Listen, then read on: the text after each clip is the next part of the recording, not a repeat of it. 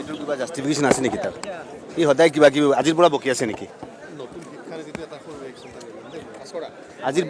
আজিৰ পৰা এইটো বকি আছে নেকি? টিকেট পোৱা নাই, টিকেট পোৱাৰ কাৰণে বহুত বকিছিল, তাৰপিছতো বকা নাই।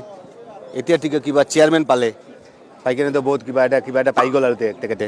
এইটো পোৱাৰ কাৰণে এতিয়াতো হিমন্ত বিশ্ব শৰ্মা দেখাব লাগিব কিবা এটা, চিফ মিনিষ্টাৰ কিবা এটা দেখাব লাগিব। টিকেটৰ কাৰণে যদি শিলাদিত্যৰ কথাৰ কোনো জাষ্টিফিকেশ্যন আছে, কোনো হেৰি আছে নেকি? আজিৰ দিনত কোনো শিলাদিত্যৰ কোনো মূল্যই নাই আৰু। আৰু এটা কথা কৈছে যে বিধানসভাত বাংলাত ভাষণ দিয়ালৈ তেওঁ কৈছে যে তামিলনাডুত গৈ তামিলনাডু বিধানসভাত বাংলাত ভাষণ দিব পাৰিব নেকি, পাঞ্জাৱত বিধানসভাত বাংলাত ভাষণ দিব পাৰিব নেকি বুলি আপোনাক প্ৰত্যাহ্বান জনাইছে। তেখেতে বেংগলী নহয় নেকি? বিধানসভাত তেওঁৰ অনুমতি লৈ কিনে দিম নেকি? হুইজ হি? তেওঁ কোন হয়? This is my privilege. সংবিধান স্বীকৃত ভাষা, অসমীয়া ভাষা আমাৰ পাৰ্লামেণ্টত যাই কিনে দিব পাৰিব। অসমীয়া ভাষণটো পাৰ্লামেণ্টত যাই কিনে দিব পাৰিব। It is our privilege, it is our privilege. So' that শিলাদিত্যক মোক সুধিব লাগে নহয়, সি কোন হয়? তাক ক'ব লাগিব নেকি মই কি ক'ম, মই কি ভাষণ দি বাৰু তাক সুধি কিনে মই দি দিম? আৰু সি মানুহে নহয়, তাৰ কথা কি ক'ম? শিক্ষানীতি লৈ মোৰ যিটো কথা মই বুজিব পৰা নাই, এইখন গভৰ্ণমেণ্টে কি কৰিব বিচাৰিছে। আপুনি চাব যে কিবা যোৱাকালি দেখা পালোঁ যে কেঁচুৱাবিলাকৰ যিটো আছে সিহঁতে মাৰ্চ কৰি দিব আৰু মানে অংগনবাদী চেণ্টাৰ নাথাকে। এইটো অংগনবাদী চেণ্টাৰৰ কাৰণে 25 লাখকৈ টকা দিলে আৰু তো এই যে 25 লাখ টকাকে ব্যয় কৰা হৈছে, এইটো কাৰণটো কি মই ধৰিব পৰা নাই বস্তুটো। সিহঁতে কি শিক্ষানীতি প্ৰৱৰ্তন কৰিব অসমৰ কাৰণে মইতো ধৰিব পৰা নাই বস্তুটো। কাৰণ আল্টিমেটলি যদি সেই ৰাষ্ট্ৰীয় শিক্ষানীতি হয় তেনেহ'লে এটা মডেল হ'ব বা এইটো মতে আমাৰ চলিব লাগিব। কিন্তু আকৌ সিহঁতে পইচা খৰচ কৰি আছে অংগনবাদী চেণ্টাৰৰ কাৰণে, আকৌ কৈ আছে যে অংগনবাদী চেণ্টাৰ নাথাকে 3 বছৰৰ পৰা 6 বছৰলৈ যিবিলাক কেঁচুৱা আছে এইবিলাকৰ মাৰ্চ কৰি দিব, স্কুললৈ মাৰ্চ কৰি দিব। তাৰ কাৰণে কি হৈ আছে অসমত কি চোৱে মই ধৰিব পৰা নাই। হয়, নতুনকৈ কৰিব লাগে, নতুন বহুতখিনি কৰিব লাগে আছে। এতিয়া হায়াৰ ছেকেণ্ডেৰী কৰিব লাগিব, হাইস্কুলবিলাকক বহুতখিনি কৰিব লাগিব। ইতিমধ্যে মই এছেম্বলিত এটা কুৱেশ্যন কৰিছোঁ যে কুৱেশ্যনটো মোৰ লাগিছে যে এইটো কুৱেশ্যনটো চাগে মই ইম্পৰ্টেণ্ট দি কেনে কৰিছোঁ আৰু আহিলে মই গম পাই যাম শিক্ষানীতিত কি কৰিব বিচাৰিছে, অসমৰ গভৰ্ণমেণ্টৰ ষ্টেণ্ডটো কি আৰু কেতিয়াৰ পৰা এইটো লাগু কৰা হ'ব, কেতিয়াৰ পৰা অসমৰ ৰাষ্ট্ৰীয় শিক্ষানীতিটো চালু কৰা হ'ব। গোটেই এটা কুৱেশ্যন কৰিছোঁ, দীঘলীয়া এটা কুৱেশ্যন কৰিছোঁ। মই ভাবোঁ ৰিপ্লাইটো পালে, কাৰণ গভৰ্ণমেণ্টৰতো ষ্টেণ্ডৰ কোনো ক্লিয়াৰ কোনো ষ্টেণ্ড নাই, কোনো ক্লিয়াৰিটি নাই। আজি আপুনি যদি চাই যদি কেতিয়াবা ক'ব এইটো হ'ব, কেতিয়াবা ক'ব এইটো হ'ব। আৰু আমাৰ চিফ মিনিষ্টাৰটো অকণমান বেছিকৈ জানে আৰু তেওঁতো আৰু এডুকেশ্যন মিনিষ্টাৰ বাকীখিনি গোটেই মিনিষ্টাৰ একদম ওপৰত হয়, চিফ মিনিষ্টাৰ হয়তো তেওঁতো অকণমান বেছিকৈ জানো। কি ক'ব বিচাৰিছে মই ধৰিব পৰা নাই বস্তুটো।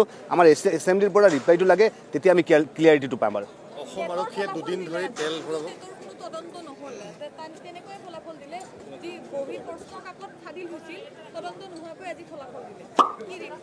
এই যে জিৰ' টলাৰেঞ্চ কিবা কিবি কৈ থাকে আৰু দুৰ্নীতিমুক্ত, আৰু তেখেতেতো যেতিয়া গভৰ্ণমেণ্টলৈ আহিলে প্ৰথমত ক'লে যে লাল লাইট নাথাকে আৰু ৰঙা লাইটটো নাথাকে আৰু কিবা কিবি কৈ থাকে। আৰু মই যিটো দেখা পাইছোঁ আৰু যে গগৈ ছাৰে হয়তো বা বাইট দিছিল, কিন্তু গগৈ ছাৰে যদি দিনত 3টা দিছিলে তেখেতে 15টা বাইট দিয়ে।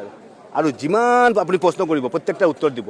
এটা এনেকুৱা নাই যিটো উত্তৰ নাই, এতিয়া উত্তৰ আজি এটা দিব, কালি এইটো সলনি কৰি দিয়ে। সেইটো কাৰণে মই ভাবোঁ যে অসমৰ যিটো জ্বলন্ত সমস্যা যিবিলাক আছে, মানুহে কিবা কৈ দিলে যে তেওঁ এটা বাইট দিলে, মানুহে এটা ৰিয়েকশ্যন দিলে, তেওঁ আকৌ এইটো সলনি কৰি দিলে। এইটো কাৰণে তো ফলাফলৰ যিটো কথা হৈছে যে আল্টিমেটলি এইটো এনকুৱাৰী কৰিব লাগিছিল, এইটো ভালকৈ এনকুৱাৰী কৰি কাৰণে অসমৰ ৰাইজক জনাব লাগিছিল। It is the responsibility of government, এইটো মুখ্যমন্ত্ৰীৰ দায়িত্ব, এইটো কৰ্তব্য এইটো। কিন্তু তেখেতে আমি দেখা পালোঁ যে ৰিজাল্টটো ওলাইছে, কাৰণ তেখেতে ভাবিছে যে অসমৰ ৰাইজত আমি যি ক'ম সেইটো অসমৰ ৰাইজে মানি ল'ব। বাৰু এনেকৈ মানি নল'লে আমি বিধানসভাত ধৰিম বাৰু যে মুখ্যমন্ত্ৰীৰ যিটো আজিৰ দিনত যিটো কেলেংকাৰী যিটো ওলাইছে, মই ভাবোঁ যে অসমৰ ইতিহাসত যদি কোনো এনেকুৱা মুখ্যমন্ত্ৰী হয়, সদায় কেতিয়াবা কেলেংকাৰীতে যাওঁ, তেতিয়া নেশ্যনেল মিডিয়াতেও যাই থাকে। মই দেখা পাইছোঁ নেশ্যনেল মিডিয়াত যায়। এনেকুৱা পৰিৱেশ হৈছে, MLA ফাণ্ড নাই, RIDF-ৰ টকা নাই, সুইডৰ টকা নাই, ভালকৈ টকা দিব পৰা নাই। এই পেট্ৰল ডিপুত আজিৰ পৰা তেল দিয়া নাই, 2 দিন কৰি তেল দিয়া নাই, আৰক্ষীক তেল ভৰাবলৈ। কিন্তু অসমৰ মুখ্যমন্ত্ৰীৰ মুখৰ পৰা কিন্তু এতিয়াও কিন্তু ডেভেলপমেণ্টৰ টকা নাই বুলি কেতিয়া কোৱা নাই তেখেতে।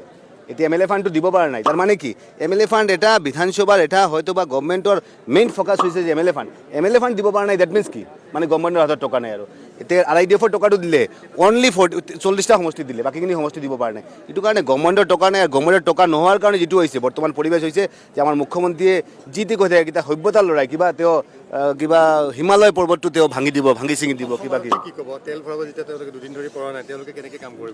কেনেকৈ কাম কৰিব? আল্টিমেটলি অভিয়াছলি তেল ভৰাবলৈ যিটো টকা নাই, তাৰ ইটোৰ ওপৰত তেওঁ কৈ আছে যে অসমৰ কিবা ডেভেলপমেণ্ট হৈ আছে, অসমৰ মানে এই গভৰ্ণমেণ্ট অহাৰ পিছতে উন্নয়নৰ কিবা একদম শিখৰ লৈ গৈ আছে, এ ফৰ আছাম কিবা কিবি 5খন ৰাজ্যৰ মাজত অসম শ্ৰেষ্ঠ ৰাজ্য ৰূপান্তৰিত কৰিব।